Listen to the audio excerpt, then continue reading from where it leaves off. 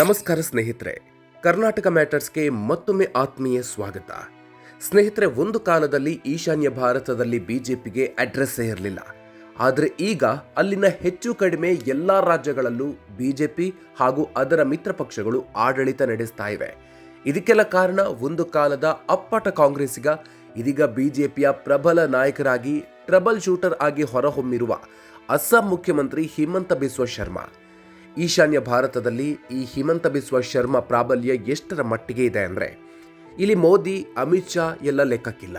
ಇಲ್ಲಿ ಹಿಮಂತ ಶರ್ಮಾ ಅವರದ್ದೇ ರಾಜ್ಯಭಾರ, ಅವರೇ ಬಿಜೆಪಿ ನಾಯಕ, ಅವರೇ ಹೈಕಮಾಂಡ್. ವಿಶೇಷ ಸ್ಟ್ರಾಟಜಿಗಳು, ಜನಪ್ರಿಯತೆಯ ಅಲೆಯ ಮೇಲೆ ಅಸ್ಸಾಂನಲ್ಲಿ ಮಾತ್ರವಲ್ಲದೆ ಅಕ್ಕಪಕ್ಕದ ರಾಜ್ಯಗಳಲ್ಲೂ ಇವರು ಬಿಜೆಪಿಗೆ ಗಟ್ಟಿ ನೆಲೆ ಒದಗಿಸಿದ್ದಾರೆ. ಇದೇ ಹಿಮಂತ ಬಿಸ್ವಾ ಶರ್ಮಾ ಅವರ ನಡೆನುಡಿ, ಅಗ್ರೆಸಿವ್ ಪಾಲಿಟಿಕ್ಸ್ ಹಾಗೂ ಸ್ಟ್ರಾಟಜಿಗಳನ್ನು ಹೋಲುವ ನಮ್ಮ ದಕ್ಷಿಣ ಭಾರತದ ಏಕೈಕ ನಾಯಕ ಅಂದ್ರೆ ಅದು ಕರ್ನಾಟಕದ ನೂತನ ಮುಖ್ಯಮಂತ್ರಿ ಡಿಕೆ ಶಿವಕುಮಾರ್. ಹಾಗಾದ್ರೆ ಹಿಮಂತ ಬಿಸ್ವಾ ಶರ್ಮಾ ಮತ್ತು ಡಿಕೆಶಿ ನಡುವಿನ ಆ ಕಾಮನ್ ಲಿಂಕ್ ಏನು? ಡಿಕೆಶಿ ಕೂಡ ದಕ್ಷಿಣ ಭಾರತದಲ್ಲಿ ಕಾಂಗ್ರೆಸ್ನ ಹಿಮಂತ ಬಿಸ್ವಾ ಶರ್ಮಾ ಆಗಿ ಬೆಳೀತಾರ? ಕರ್ನಾಟಕದ ಸಿಎಂ ಆದ ಬೆನ್ನಲ್ಲೇ ಡಿಕೆಶಿಯ ಆ ಮಾಸ್ಟರ್ ಸ್ಟ್ರೋಕ್ ಹೆಜ್ಜೆಗಳೇನು? ಬನ್ನಿ ಇವತ್ತಿನ ವಿಡಿಯೋದಲ್ಲಿ ಡೀಟೇಲ್ ಆಗಿ ನೋಡೋಣ. ವಿಡಿಯೋ ಶುರು ಮಾಡೋದಕ್ಕೂ ಮೊದಲು ನೀವಿನ್ನೂ ನಮ್ಮ ಕರ್ನಾಟಕ ಮ್ಯಾಟರ್ಸ್ ಯೂಟ್ಯೂಬ್ ಚಾನಲ್ಗೆ ಸಬ್ಸ್ಕ್ರೈಬ್ ಆಗಿಲ್ಲ ಅಂದರೆ ಈಗಲೇ ಸಬ್ಸ್ಕ್ರೈಬ್ ಆಗಿ, ಹಾಗೆ ಪಕ್ಕದಲ್ಲೇ ಇರೋ ಬೆಲ್ ಐಕಾನ್ ಪ್ರೆಸ್ ಮಾಡಿ. ಈಶಾನ್ಯ ಭಾರತದ ಬಿಜೆಪಿ ಚಾಣಕ್ಯ ಹಿಮಂತ ಬಿಸ್ವಾ ಶರ್ಮಾ. ಸ್ನೇಹಿತರೆ, ಮೊದಲು ಹಿಮಂತ ಬಿಸ್ವಾ ಶರ್ಮಾ ಅವರ ಟ್ರ್ಯಾಕ್ ರೆಕಾರ್ಡ್ ನೋಡೋಣ. 2001ರಿಂದ 2015ರವರೆಗೆ ಅಸ್ಸಾಂನಲ್ಲಿ ಕಾಂಗ್ರೆಸ್ನ ಪ್ರಬಲ ಸಚಿವರಾಗಿದ್ದವರು ಈ ಹಿಮಂತ ಶರ್ಮಾ 2015ರಲ್ಲಿ ಕಾಂಗ್ರೆಸ್ ಬಿಟ್ಟು ಬಿಜೆಪಿ ಸೇರಿದ್ರು. ಅವರು ಬಿಜೆಪಿ ಸೇರಿದ ಕೇವಲ ಒಂದು ವರ್ಷದಲ್ಲಿ ಅಂದರೆ 2016ರಲ್ಲಿ ಅಸ್ಸಾಂನಲ್ಲಿ ಮೊದಲ ಬಾರಿಗೆ ಬಿಜೆಪಿ ಅಧಿಕಾರಕ್ಕೆ ಬಂತು. ಕೇವಲ ಅಸ್ಸಾಂ ಮಾತ್ರ ಅಲ್ಲ, ಅರುಣಾಚಲ ಪ್ರದೇಶ, ಮಣಿಪುರ, ತ್ರಿಪುರ, ಮೇಘಾಲಯ ಮತ್ತು ನಾಗಾಲ್ಯಾಂಡ್ನಲ್ಲಿ ಪ್ರಾದೇಶಿಕ ಪಕ್ಷಗಳ ಜೊತೆ ಮೈತ್ರಿ ಮಾಡಿಕೊಂಡು ಬಿಜೆಪಿಯನ್ನ ಅಧಿಕಾರಕ್ಕೆ ತಂದವರು ಇದೇ ಮಾಸ್ಟರ್ ಮೈಂಡ್ ಹಿಮಂತ ಶರ್ಮಾ. ಇವರೇನು ಬಿಜೆಪಿಯ ಕಟ್ಟ RSS ಹಿನ್ನೆಲೆಯಿಂದ ಬಂದವರಲ್ಲ. ಆದರೂ ತಮ್ಮ ಕಠಿಣ ಹಿಂದುತ್ವದ ನಿಲುವು, ಬಾಂಗ್ಲಾ ನುಸುಳುಕೋರರ ವಿರುದ್ಧದ ಸಮರ ಹಾಗೂ ಅಭಿವೃದ್ಧಿಯ ಅಜೆಂಡಾದಿಂದ ಇಂದು ಇಡೀ ಈಶಾನ್ಯ ಭಾರತದ ಕಿಂಗ್ ಮೇಕರ್ ಆಗಿ ಗುರುತಿಸಿಕೊಂಡಿದ್ದಾರೆ. ಅಲ್ಲಿ ಹಿಮಂತ ಬಿಸ್ವಾ ಶರ್ಮಾ, ಇಲ್ಲಿ ಡಿಕೆಶಿ. ಇವರಿಬ್ಬರ ನಡುವಿನ ಹೋಲಿಕೆ ಏನು? ಸ್ನೇಹಿತರೆ, ಹಿಮಂತ ಬಿಸ್ವಾ ಶರ್ಮಾ ಬಿಜೆಪಿಗೆ ಹೇಗೋ ದಕ್ಷಿಣ ಭಾರತದಲ್ಲಿ ಕಾಂಗ್ರೆಸ್ಗೆ ಡಿಕೆ ಶಿವಕುಮಾರ್ ಕೂಡ ಹಾಗೆ. ಇವರಿಬ್ಬರ ನಡುವೆ ಸಾಕಷ್ಟು ಸಾಮ್ಯತೆಗಳಿವೆ. ಮೊದಲನೆಯದ್ದು master strategist and trouble shooter.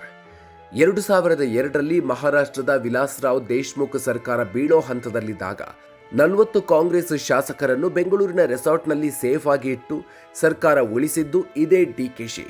Ahmed Patel Rajya Sabha ಚುನಾವಣೆಗಿರಲಿ, ಕರ್ನಾಟಕದಲ್ಲಿ ಮೈತ್ರಿ ಸರ್ಕಾರ ತರೋದಿರಲಿ, ಡಿಕೆಶಿಯ ಕಾಂಗ್ರೆಸ್ನ ಕ್ರೈಸಿಸ್ ಮ್ಯಾನೇಜರ್. ಎರಡನೇದ್ದು ಸಂಘಟನೆ ಮತ್ತು ಗೆಲುವಿನ ರೂವಾರಿ. ಕರ್ನಾಟಕದಲ್ಲಿ ಕಾಂಗ್ರೆಸ್ 135 ಸೀಟ್ ಗೆದ್ದು ಅಧಿಕಾರಕ್ಕೆ ಬರೋದಕ್ಕೆ ಡಿಕೆಶಿ ಅವರ ಸಂಘಟನಾ ಚಾತುರ್ಯವೇ ಪ್ರಮುಖ ಕಾರಣ. ಕೇವಲ ಕರ್ನಾಟಕ ಮಾತ್ರ ಅಲ್ಲ, ಯಾರು ಊಹಿಸದ ರೀತಿಯಲ್ಲಿ ತೆಲಂಗಾಣದಲ್ಲಿ ಕಾಂಗ್ರೆಸ್ ಗೆಲುವು ಸಾಧಿಸುವಲ್ಲೂ ಇವರ ಕೊಡುಗೆ ಇದೆ. ಕೇರಳದ ಎಲೆಕ್ಷನ್ನಲ್ಲೂ ಡಿಕೆಶಿಯವರ ಸ್ಟ್ರಾಟಜಿ ಟೀಮ್ ಕೆಲಸ ಮಾಡಿದೆ. ಮೂರನೆಯದ್ದು ಗಟ್ಟಿ ನಾಯಕತ್ವ. ಇಬ್ಬರು ನಾಯಕರು ಭಾಷಣಗಳಿಗಿಂತ ಹೆಚ್ಚಾಗಿ ಗ್ರೌಂಡ್ ಲೆವೆಲ್ನಲ್ಲಿ ರಿಸಲ್ಟ್ ಓರಿಯೆಂಟೆಡ್ ಆಗಿ ಕೆಲಸ ಮಾಡ್ತಾರೆ. ತಮ್ಮ ವಿರೋಧಿಗಳನ್ನು ಎದುರಿಸುವಲ್ಲಿ ಇಬ್ಬರದ್ದು ಅಗ್ರೆಸಿವ್ ಶೈಲಿ. ಆದರೆ ಒಂದು ಸಣ್ಣ ವ್ಯತ್ಯಾಸ ಇದೆ. ಹಿಮಂತ್ ಅವರ ಪ್ರಭಾವ ಇಡೀ ಈಶಾನ್ಯ ಭಾರತದ 6-7 ರಾಜ್ಯಗಳಲ್ಲಿದೆ. ಆದರೆ ಡಿಕೆಶಿ ಅವರ ಪ್ರಭಾವ ಸದ್ಯಕ್ಕೆ ಕರ್ನಾಟಕ ಮತ್ತು ತೆಲಂಗಾಣಕ್ಕಷ್ಟೇ ಸೀಮಿತವಾಗಿದೆ. ಡಿಕೆಶಿ ದಕ್ಷಿಣ ಭಾರತದ ಹಿಮಂತ ಬಿಸ್ವಾ ಶರ್ಮಾ ಆಗಬೇಕಾದ್ರೆ ಆಂಧ್ರ ಪ್ರದೇಶ, ತಮಿಳುನಾಡು ಹಾಗೂ ಕೇರಳದಲ್ಲೂ ತಮ್ಮ ಪ್ರಭಾವ ವಿಸ್ತರಿಸಬೇಕಿದೆ. ಸಿಎಂ ಆದ ಬೆನ್ನಲ್ಲೇ ಡಿಕೆಶಿಯ ಮಾಸ್ಟರ್ ಸ್ಟ್ರೋಕ್. ಸಿದ್ದರಾಮಯ್ಯನವರ ರಾಜೀನಾಮೆಯ ನಂತರ ಸಾಕಷ್ಟು ಬಂಡಾಯದ ವದಂತಿಗಳ ನಡುವೆಯೂ ಹೈಕಮಾಂಡ್ ಡಿಕೆಶಿಗೆ ಸಿಎಂ ಪಟ್ಟ ಕಟ್ಟಿದೆ. ಈ ಮೂಲಕ ಟ್ರಬಲ್ ಶೂಟರ್ ಆಗಿದ್ದ ಡಿಕೆ ಶಿವಕುಮಾರ್ ಕೊನೆಗೂ ಮುಖ್ಯಮಂತ್ರಿ ಕುರ್ಚಿ ಏರಿದ್ದಾರೆ. ಸಿಎಂ ಆದ ತಕ್ಷಣ ಡಿಕೆಶಿ ಸುಮ್ಮನೆ ಕೂತಿಲ್ಲ. ಬದಲಾಗಿ ಬಿಜೆಪಿಗೆ ಅವರದ್ದೇ ಭಾಷೆಯಲ್ಲಿ ಉತ್ತರ ಕೊಡೋದಕ್ಕೆ ಶುರು ಮಾಡಿದ್ದಾರೆ. ಹೌದು, ಸಿಎಂ ಆದ ಬೆನ್ನಲ್ಲೇ ಹಿರಿಯ ನಾಯಕರ ಕಾಲಿಗೆ ನಮಸ್ಕರಿಸೋದು, ಮಠ ಮಾನ್ಯಗಳ ಸ್ವಾಮೀಜಿಗಳ ಆಶೀರ್ವಾದ ಪಡೆಯೋದು, ಜನತೆಗೆ ಕೈ ಮುಗಿಯೋ ಮೂಲಕ ತಮ್ಮ ಇಮೇಜ್ ಅನ್ನ ಮತ್ತಷ್ಟು ಭದ್ರಪಡಿಸಿಕೊಳ್ತಿದ್ದಾರೆ. ಅಲ್ಲದೆ ಇದು ಹಿಂದೂ ವೋಟ್ ಬ್ಯಾಂಕ್ ಅನ್ನ ಒಗ್ಗೂಡಿಸುವ ಬಿಜೆಪಿಯ ಕೈಯಿಂದ ಹಿಂದೂ ಮತಗಳನ್ನ ಕಸಿಯುವ ಪ್ರಯತ್ನದಂತೆ ಕಾಣಿಸ್ತಿದೆ. ಆದರೆ ಸಿಎಂ ಕುರ್ಚಿ ಅನ್ನೋದು ಮುಳ್ಳಿನ ಹಾಸಿಗೆ ಇದ್ದಂತೆ. ಡಿಕೆಶಿಗೆ ಈಗ ದೊಡ್ಡ ಸವಾಲು ಅಂದ್ರೆ ಅದು ಸಿದ್ದರಾಮಯ್ಯನವರ ಬೆಂಬಲಿಗರನ್ನ ವಿಶ್ವಾಸಕ್ಕೆ ತೆಗೆದುಕೊಳ್ಳೋದು. ಸರ್ಕಾರಕ್ಕೆ ಪ್ಯಾರಲಲ್ ಪವರ್ ಸೆಂಟರ್ ಸೃಷ್ಟಿಯಾಗದಂತೆ ತಡೆಯೋದು ಡಿಕೆಶಿಯ ಮೊದಲ ಟಾಸ್ಕ್. ಇದರ ಜೊತೆಗೆ 2028ರ ವಿಧಾನಸಭಾ ಚುನಾವಣೆ ಹಾಗೂ 2029ರ ಲೋಕಸಭಾ ಚುನಾವಣೆಗೆ ಪಕ್ಷವನ್ನು ಒಗ್ಗಟ್ಟಾಗಿ ಕೊಂಡೊಯ್ಯುವ ಬಹುದೊಡ್ಡ ಜವಾಬ್ದಾರಿ ಡಿಕೆ ಶಿವಕುಮಾರ್ ಮೇಲಿದೆ. ಇಷ್ಟು ದಿನ ಬೇರೆಯವರ ಸರ್ಕಾರಗಳನ್ನು ಉಳಿಸುತ್ತಿದ್ದ ಡಿಕೆಶಿ ಈಗ ತಮ್ಮದೇ ಸರ್ಕಾರವನ್ನು ಹೇಗೆ ಮುನ್ನಡೆಸ್ತಾರೆ ಅನ್ನೋ ಪ್ರಶ್ನೆಯಂತೂ ಇದೆ.